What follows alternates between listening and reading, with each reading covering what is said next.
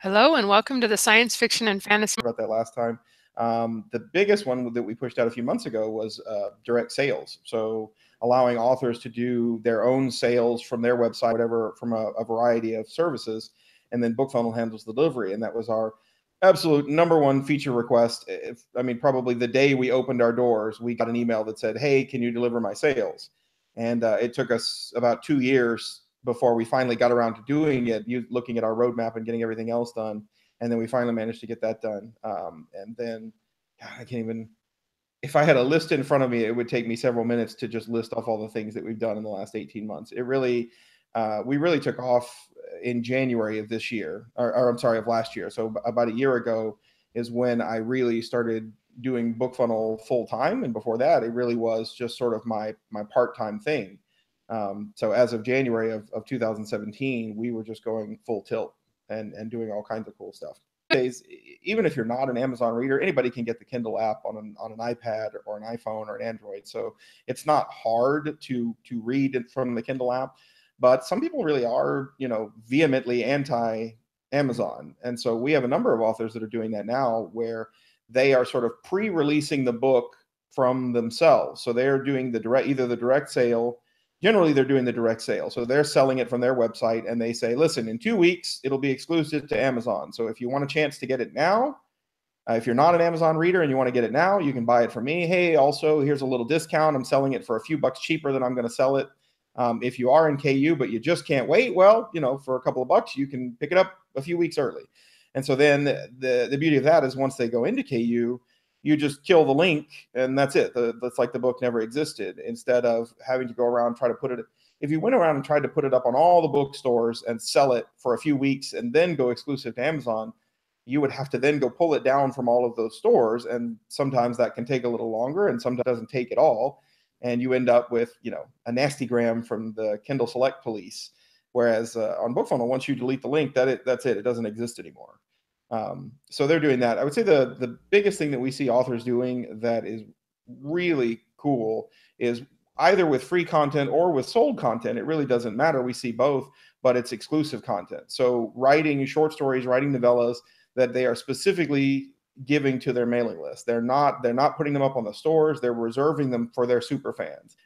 And that's really cool, because if you really want to build that list of true fans, especially if you're writing in series. So if you have a long running series, or even if you've just started a new series, but you're giving them some of that extra content in that series, well, they already are they're already in love with that world or with those. And so they want, series readers. I favor series almost exclusively. I'll read a few standalone if they come really highly recommended, but I tend to be the kind of reader who, if I fall in love with your characters, I just want more. I want more content. And so I don't really want to read too many standalones, because if you have great characters and great story and I get to the end and then that's it. And I really want to be able to live with the characters and follow them for a while. And I'm a completist. If there is a short story or a novella or something out there that ties into that story or that world that I love, I want to get that too. And so offering that as exclusive content and say, hey, join my superfan group, join my reader list, whatever you want to call it, and you can get this little set of short stories or this free novella that I don't make available in any of the other stores. You got to get it from me. And you will convert your signups at a much, much higher rate. And then we have authors now that are doing either exclusive content that they're selling. So they'll turn around and they'll sell an exclusive short story only to their list. Or they'll sell it exclusively from their list for a few months. And then they say, yeah, listen, in March, I'm going to put it up on all the bookstores. It'll be everywhere. But for now, for the next couple of months, it's going to be exclusively available from my store for 99 cents. And they're doing a lot of sales. We have our little leaderboard up on the Bookfunnel dashboard, where we can see who's doing the most downloads, the top 10 downloaders, and then the top 10 sellers, and who's selling books. And there's some people out there that are selling a lot of units. Yeah, that's awesome. And I will definitely say I had that experience where the mailing. Very quickly, the second book follows the first book. Once I'm 2 or 3 books into a series, yeah, I want it all. If there's a prequel novella, if there's a novella that takes place before it all started, you bet. I want to find out what happened. I want to know what the story was before I got here. Is a site that's been around for a couple of years, and they do you can sell your ebooks through them, and they're they deliver them the old-fashioned way, which is to say that here's your EPUB, here's your Mobi, and good luck to you. And so but they really handle everything else. They're a company from the UK that they were the ones who really set out to implement all the VAT rules and all that sort of stuff. So you can put your book up on them and sell through PayHip, and all the taxes are covered. Everything is handled. So you just get after the transaction fees, you just get your cut. And then once they buy the book, well, Bookfunnel handles the delivery part. So the setup for that and any of the other integrations, which we support, Sells and Shopify. So if your goal is to build like a big online store, like here's my whole bookstore, you can buy all my stuff. Then Sells and Shopify are great. They really have all the tools that you can use to build your own like full sort of storefront to sell your stuff. And it doesn't have to be just ebooks or even paperbacks. We've got authors that are selling t-shirts and coffee mugs and tote bags and who knows, all kinds of things. When you have real fans that love your work, they will. I mean, I got 2 Harry Potter coffee mugs, that my wife and I drink out of pretty frequently. I've got a couple of Gilmore Girls coffee mugs that we drink out of because we're fans of those series. And so it's a fun little thing that we have. But the setup for those and all of the platforms that we integrate with is basically just come in through Bookfunnel, set up a delivery action that says, this is the book that I want to deliver. This is the platform that through. Then on the other platform, it's just setting up a notification. So on PayHip, you say, hey, anytime there's a sale, notify Bookfunnel over here. And then when we get the sales notification, we turn around and do the delivery. Okay, now you spoke like just moments ago, talked about this a little bit, but we've had people on the show who spoke about how they're like nervous about direct sales because sales tax has to be handled for the state that the person is in, and you have multiple people who actually handle the sales portion of it. Do you know if there's any sort of like, I know that PayHip is apparently one that handles sales tax all on their end without any concern, but some of the others you sort of have to do some afterwork. So are there any things people who might need to know about the bookkeeping necessary to sell books direct? I am not an accountant, so take none of what I say as the advice of an accountant, but I do know we looked into a lot of this stuff when we started building sales because we knew that we get the questions that really shouldn't be ours to answer, but because authors look to us for advice, then that's, we kind of try to find those answers as much as possible. So, anything you're selling in the United States, I know that Shopify has all the tools necessary where you go in and you say, okay, I live in the state of Texas, and the state of Texas has really simple laws. If the person buying my book lives in the state of Texas, I have to collect sales tax. Outside of that, I don't have to collect any sales tax from any other resident in the U.S. And most of the U.S., that is the law. There are a couple of states where it depends what the tax rate that you have to pay depends on where the buyer is coming from, not where the seller lives. So again, it'll all depend on it's pretty easy to find though. If you just Google for, my county sales tax rate, it'll tell you and you can quickly find those laws. And Shopify is probably the biggest, gorilla in the market. And they have pretty easy tools where you say, here's where I live, here's the event. And they say, okay, cool, we'll handle sales from U.S. people, and they'll automatically deduct the taxes, and then they give it to you. It's still your responsibility to just send that money in quarterly to the state you live in. But PayHip really they handle it all. So if an author is unsure or they're worried or nervous that they're not going to get the tax stuff correct, yeah, just go sell through PayHip. They handle it all. You mentioned easy, intermediate, and hard when it comes to selling direct. My question to you would be what skill set would you recommend authors have in order to try and take on one of these things in order to sell them from their website? So the easy, moderate, and hard were really based on the amount of setup that you would have to do. So the only skills you really need is you have to be able to properly follow directions and copy and paste. And that's pretty much, if you have videos for each platform that we built, so if you just kind of watch through the videos, you can see step by step how you do it.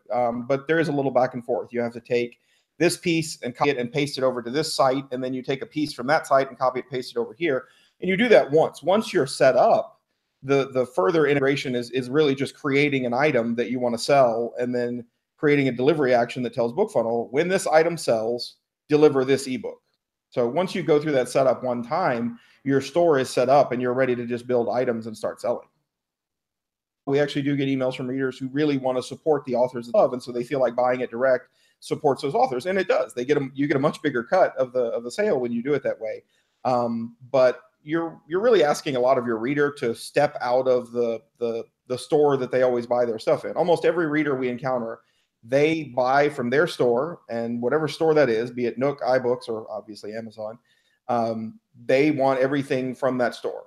And so just putting up the sort of same book and saying, here is just another button, another place that you can buy it, is not really the best thing. But if you're going to set out to build a whole store, and if you're wide, if your books are already wide, there's really no reason that you can't offer it from your store if you're offering everything else. The biggest thing that we see authors doing that's really great for their readers is box sets. So they might offer, books 1 through 5 as a series that they have up on all the different platforms, but they've never actually boxed them up together, because, on Amazon, once you get above $10, well, your cut drops to 35%. You don't get that full 70% cut anymore. So they might have, 5 books that they sell for $5. Well, I don't want to sell that for $10. That's a bit too much of a discount. So instead, they'll sell it from their own site for maybe $15. And then, of course, with a 30-cent transaction fee and a couple of percent, they walk away with a much bigger cut of that sale. And then what you're doing is you're asking readers to buy direct from you, and you can say, I get a much bigger cut of this sale, but you're giving them a really good value. And that's what we try to tell authors is it's great that you want to get the sale from your own site so that you can get a bigger cut of the profit. But the primary goal should be, what value are you offering the reader? What are you giving them as the reason why they should want to buy it direct from you, rather than just the book? Even if it was 2 years ago, we just generate a new link and say, hey, here you go. Here's your book. All right. Good to know. I'll be sending those people to you. Magically, I've got to slow myself down a little bit.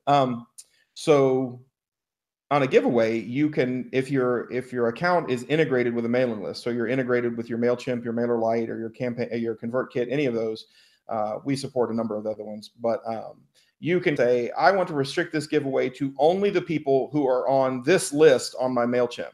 And then when you send the link out, of course, you send it to that same list of people. But if they turned around and shared that link with others, those other people would not be able to get that book, because they would put in their email address and it would say, yeah, I'm sorry, you're not on the list. And then you can provide a URL that says, go here and join my super fans and you'll get cool content like this.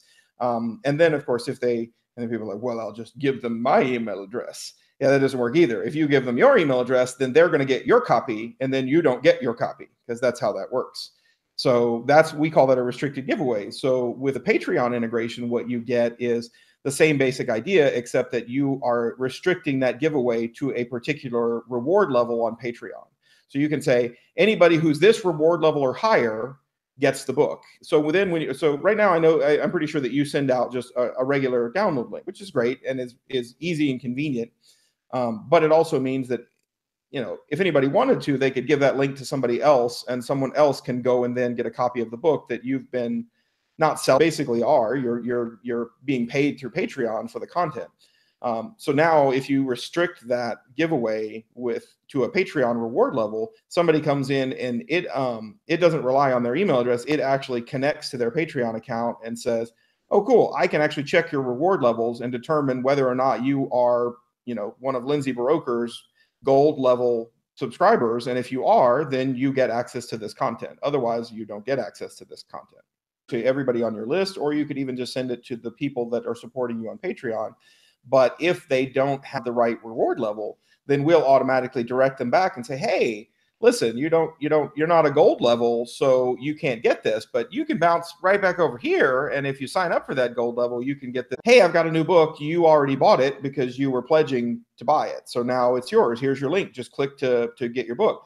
So there's a lot to be said for that. I mean, it's basically, it's a pre-order sight unseen, right? I'm willing to, I love your stuff. I'm willing to buy whatever you've got coming out. And I'm just doing a massive pre-order for everything you got coming out. And so I think that the Patreon probably works really well. We've seen a couple of authors doing it. We started to see more and more of them doing it, and that was what brought us to looking to see what kind of integration that we could create for that. One of our authors actually requested, said, hey, can you make it to where only people of a certain Patreon level can get my books? Because I'm delivering the books, but I know that those people are sharing it with a couple of other people, and I'd rather those people were subscribing to my Patreon if they want my books that badly. And that was where we went out and decided to build that. It's you get the early copy, you get the art, or it's truly exclusive. Like, hey, if you're on my Patreon, I release a short story every month, and it only goes to people who are my patrons, and I'm not going to put them up for sale on other places. Hey, but by the way, if you sign up for my Patreon at this level, I'll send you the link that can get you to the bundle on Bookfunnel that has all the past short stories. So don't feel bad if you missed out. If you sign up now, you can catch up with all these other ones. And then you make all of those restricted to reward levels, and everybody can go in and get all of those. Signed up to, pay them every time they put out a book or something. But we answer hundreds and hundreds of readers a day through our support. And we see a lot of readers that really love their authors. They just love them. And so, especially now that we've done sales, they're little exclusive short stories or these exclusive books, and they're so happy to get them because they love, again, especially if it's in a series. Romance authors, they don't do series so much, but they create their little worlds, right? The romance authors will create the world that their characters live and interact in. And so there will be different romance stories with each book and maybe different protagonists, but the protagonists from previous books will kind of pop in and out of the local diner, and they create these fun little cast of characters. And people love the world that they've created, the little island off the coast of Maine that they've built. And so they just love getting those little stories and stuff like that. So I've been surprised by how many people that are sort of just starting out are still able to either sell those exclusive content, or even, when you're just starting out, we tell people, look, just give it away. Write a couple of cute short stories, write a couple of fun short stories that are part of the world or part of the series that you're creating, and you're going to draw more fans to your list. Because what you're trying to find is those, the proverbial 1,000 true fans, right? The Seth Godin, your tribe. And if you find those 1,000 true fans and they're willing to, get on your Patreon and dedicate money, or even just be on your list and buy, then you end up with 1,000 people who will buy your short story whenever you put it out. And then suddenly it's like, well, hey, if I write a short story and I sell it myself, I know that I got 1,000 people that are going to buy it. And that's a pretty good deal for most people. Even a slow writer can put out a short story in a few days or maybe a week, as opposed to like a full novel that, and you can write them in between. That's what we tell authors to do, especially if you're just starting out and you've just got your first book out. Write a couple of short stories or a novella that tease and lead into that novel, so that you have something that you can push them into that series that you're just now getting off the ground, or something like that. That was kind of the reason that we built it, the idea that we built it around. Or you would box up 3 books and sell them at a discount, so that you could, maybe give something, a nice discount to your true fans. But as soon as we put out any feature, authors immediately begin picking it apart and finding other ways that they can do the thing that they're going to do. We have a number of authors now that are selling paperbacks, or hardbacks, signed paperbacks, coffee mugs, tote bags, t-shirts, all kinds of stuff. And the cool thing that they're doing now is that anytime you buy anything from their store, they'll deliver an ebook with it. So, Bookfunnel doesn't care what item you sold over on this other site. If you tell Bookfunnel, when I sell item A, deliver book B, item A can be a tote bag. It doesn't have to be an ebook sale. And so especially we've seen this with paperbacks, with authors either selling signed sort of collector's edition paperbacks, which are really great, because if you sell the ebook for $5 and you're selling the signed paperback for $15, then they're paying $10 to get a collector's edition paperback, because they would have paid $5 for the ebook anyway, and you're now throwing in the ebook for free alongside the purchase of the paperback. So they're looking at it as a $5 discount, because now they can just get that sweet collector's edition with a really cool cover, and it's signed on the inside for $10. And so we found an author, the one that I was telling you about. She was selling books for the signed paperbacks as an early release before the ebooks came out. But as her fans would get the books, they would get the books and then say, I can't wait for the ebook to come out so that I can read it. They didn't want to crack the spine of their collector's edition paperback that they loved and was signed by their favorite author. They just wanted to put it up on a shelf next to the others in the series, and they didn't want to crack the spine or even touch it. So there was like, I got my paperback. It's wonderful. It's amazing. Thank you for the private little note. I can't wait till the ebook comes out so I can read it. And I thought that was hilarious when she told me that, but that's exactly what they were doing. And now she can deliver the ebook alongside every sale. Yeah, I've heard from like serious comic book collectors that they buy 3 of every comic book so they have one to read, one to keep, and one to trade. So it's really Yeah, interesting the exactly. degree to which like collectors can drive a system like this. All right, so it's sort of a running gag on this show that I have the tendency at this point about once a year to produce a book for which there is no viable audience except for my own super fans. Most recently was the Pizza Dragon book. That's the current one, but there's been a superhero one and there's been others. So for books like that, where chance only people who are going to buy it are your pre-existing fans, is it potentially a good idea to basically just sell it on Bookfunnel and get the higher royalties from the limited sales? I would say, yeah. I mean, if you're not, if it really is the kind of book that is the cover, really is the kind of book that is the cover, everything is it. Maybe it's a little tongue in cheek. I can't imagine what the Pizza Dragon is about, but we're gonna say that if it's something that your fans would love, absolutely. Because your fans, the ones who would the kind of people who would love that book are the exact kind who would that are the readers that we love. They love their authors more than they love where their authors are. And so they are the ones who are like, yeah, I don't care where you sell your books as long as I can get them. Those are the fans that truly get mad when you are in KU, if they own a Nook or they own a Kobo reading device because they can't read your book and they love your stuff. So if you have a kind of book that really is only going to appeal to your audience, why not? And sell it direct from your site, sell it direct and deliver it direct, and then let them know, hey, I'm selling this direct for me. It means that I get a slightly bigger royalty or I get a slightly bigger cut. And I really love you guys. And you'll find that the kind who would love that book because it's just corny enough to be great and perfect for what they want to read. Yeah, they're the exact kind who want to support you, not necessarily Amazon.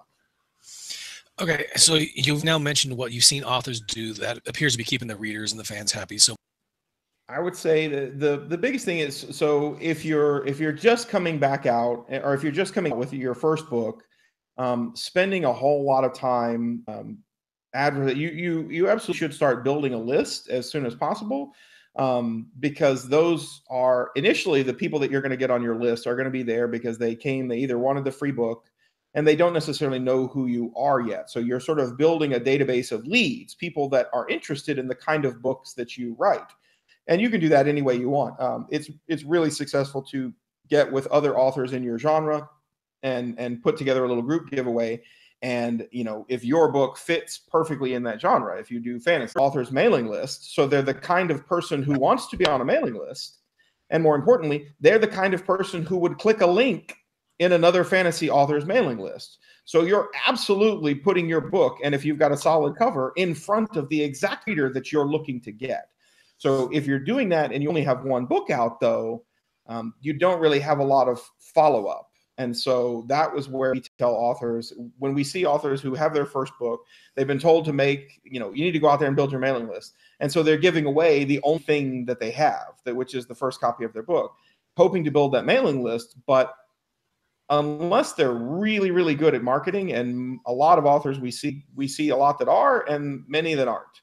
And unless you're really good at keeping up with those readers and keeping them informed and keeping them engaged, by the time book 2 comes out, whenever that is, for some authors that could be, well, if you're Lindsay, that could be a week from after book 1, but it could be 3 months or 6 months or even a year later that book 2 comes out. They won't remember who you are.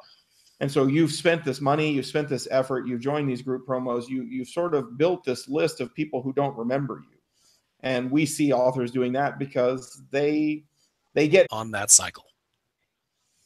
So fans want books as quickly as you can possibly release. I set out to build a mailing list, a blog, and all the sort of things that I thought I was going to do when I started publishing my books. And it turned out I don't really like blogging, and I don't really like emailing people because I don't really want to talk about myself a whole lot. But we saw a lot of authors that were using short stories as a way to engage their audience, because the beauty is, no matter what you do, if you send an update to your mailing list, let's say you've got 3,000 people on your list, and you send them a weekly email that just says, hey, the book's coming along, it's going great, and everybody and my cat died, and you're just sort of talking about yourself, you're going to lose readers along the way. Some of them really like that personal connection. With takes you longer to do those longer novels, if it takes you longer to put those out, absolutely see if you can squeeze in a few short stories, even if it's one a month that you send out and say, hey, thanks for being on my list. The book's coming. We've got you. You froze up for us for a minute, but if you're back, please answer the question so I don't have to. Authors the ability to sort of dress their page up that matches the style of their book and the style that they're going for their book. So, and the biggest change also that we made there was really trying to push authors to do what they should from the start, that some of them don't know that they should do, which is, your book should really have some sort of hook or a tagline, something that in a single sentence draws the reader in and says, I want to read this book. And so by default, Bookfunnel, if you don't give us a tag, it just says, get your free copy of book title. So it's kind of bland, and it excite anyone. I mean, I guess if you really love free books and you don't really care what they're about, that might sound exciting. But we wanted authors to be able to do that and to really promote that. So now on your books, we actually encourage you to give us a tagline, and when you generate your pages from that, we'll put those taglines in as the largest heading, so that the first thing that they see when they get to your page is, just when you thought it was safe to go back in the water. Something is, it really exciting and hooks the reader and pulls them in. Then you have the book description that you can get all the juicy details and the content, the thing that's actually going to help close that deal and make them want to get the book. All right, so what would you say is like a minimum viable product for bonus content? Like, what is the shortest, or just sort of what's the best practice with that sort of thing? We've seen everything. We've seen authors who write thrillers who've put out dossiers of the villains in their series, which is just a PDF that looks like a sort of classified, redacted document of their, of one of the, agents in their series. We've seen authors that put out short stories that are really, really short, 1,000 words, but it's a short story that it's just a fun, quippy conversation that takes place between two characters, and it's fun and they love it. Deleted scenes. We've seen authors doing deleted scenes where this was, and along with sort of like, so your books that they wanted to write, but for business reasons, they had to cut them in the same way that, back to Disney doing Marvel movies, and they're not going to be rated R. They pull punches, they cut a lot of that stuff because they know their audience and they know what's going to sell. Or if they do release a rated R movie, they get their name off the thing. Like one movie in particular, I won't name, but okay. So you've pretty much covered my next question. So I will fill it in with a viewer question from Karen. How does Bookfunnel secure the sold? I mean, what's to stop someone from buying a copy, then posting the link to download the book? So the links, when you do a sale through delivery actions or almost any function on Bookfunnel that is not just a straight download page, when we receive the notice that a book has been purchased, we will email a private, unique download link to that reader. So that reader is the only one who can get that book. And once they've downloaded their copy to a couple of devices, that link is dead and they cannot get any more books from it. So if they were to turn around and share it with somebody else, no one else would be able to get that copy. If they come back to us later, sometime at a later date, and they say, hey, I need another copy of this book, we will look at the link, we'll look at their account, and we'll look at their history to determine if this is somebody who is being sneaky or if this is somebody who legitimately purchased the book and is just looking to get another copy.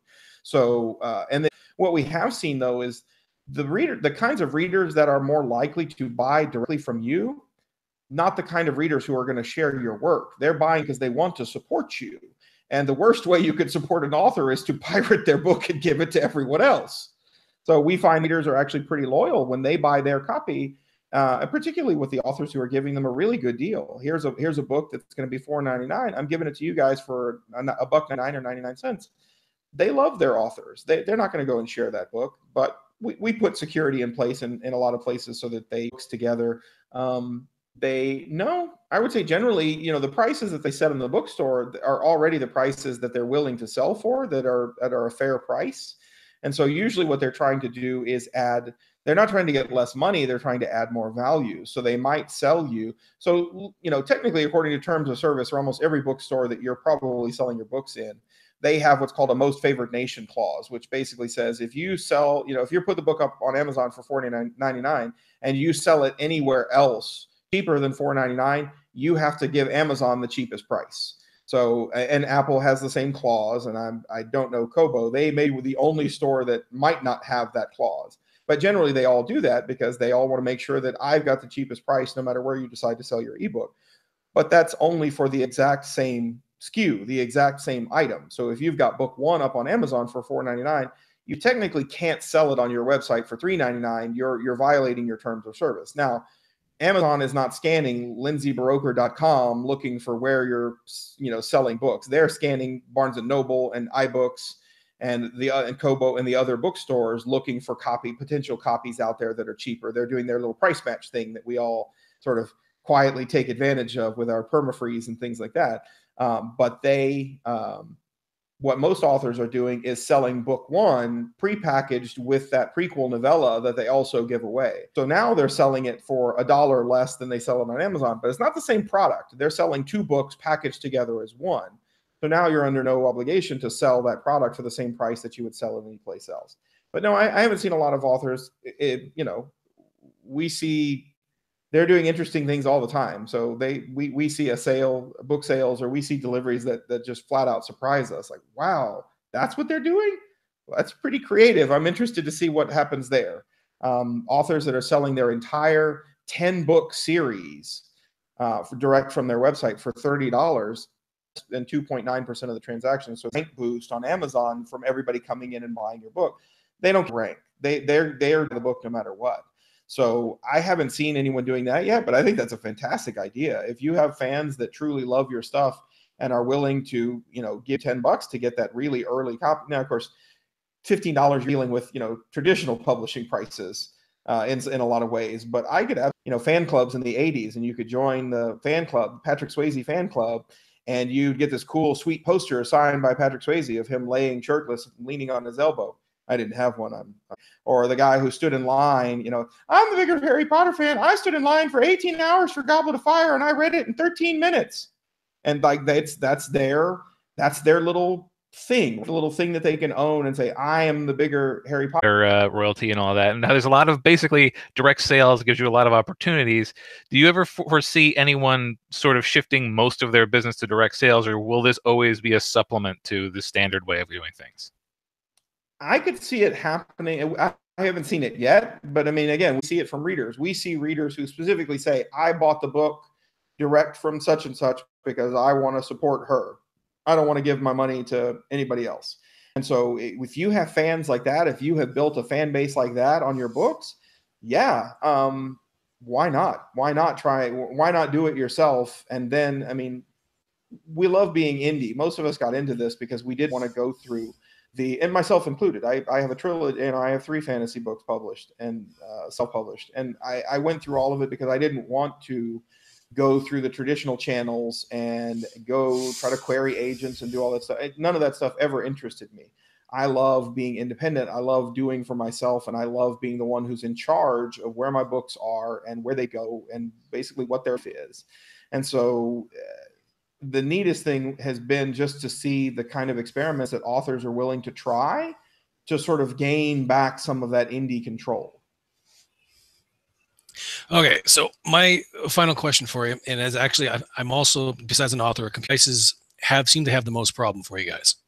The Kindle Fire by far. Amazon does a lot better job. I wouldn't say better job.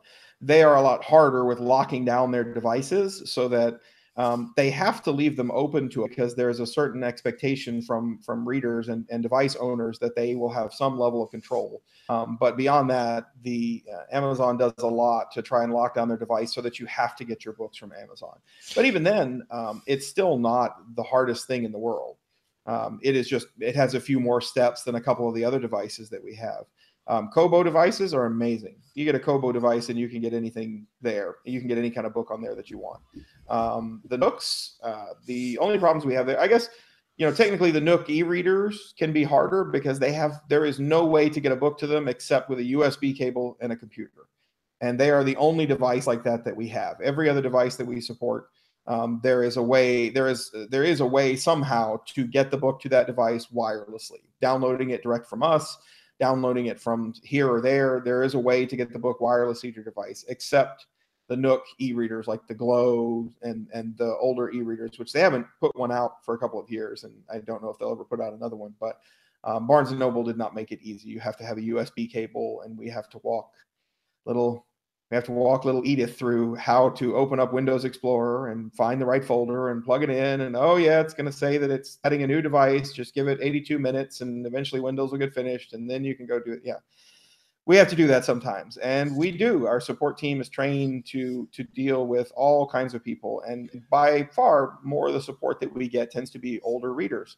But that's great because most of them are, they consider themselves technophobes, so they always just assume it is their fault. The reason they can't get this book is because they're just too daft.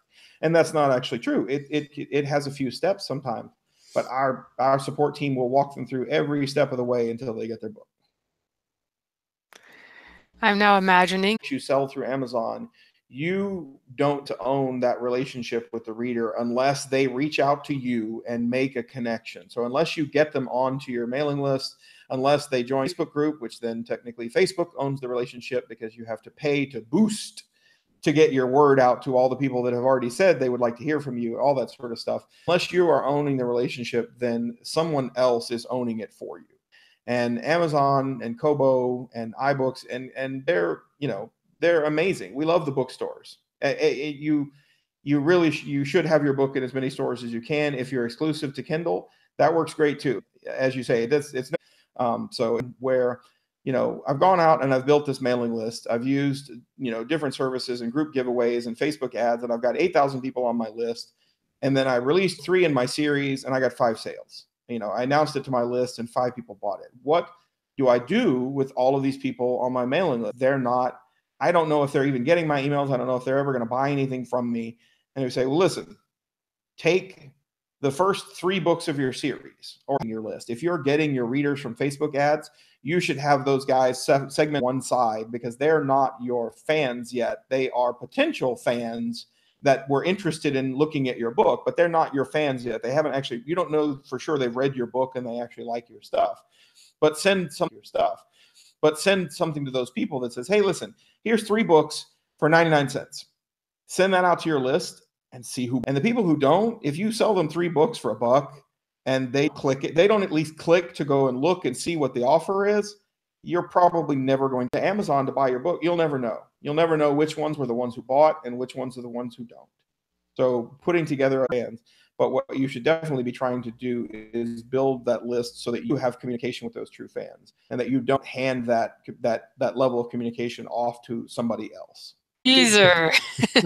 I do love too. I always joke, or I always say that I serve 2 muses. I truly love building software and writing code. So it's not a secondary thing for me. I know so many authors who writing books is the only thing they could ever dream of doing, and everything else was just a slog until they became an author full time. For me, I absolutely love writing books and I want to get back to it, but I love writing code.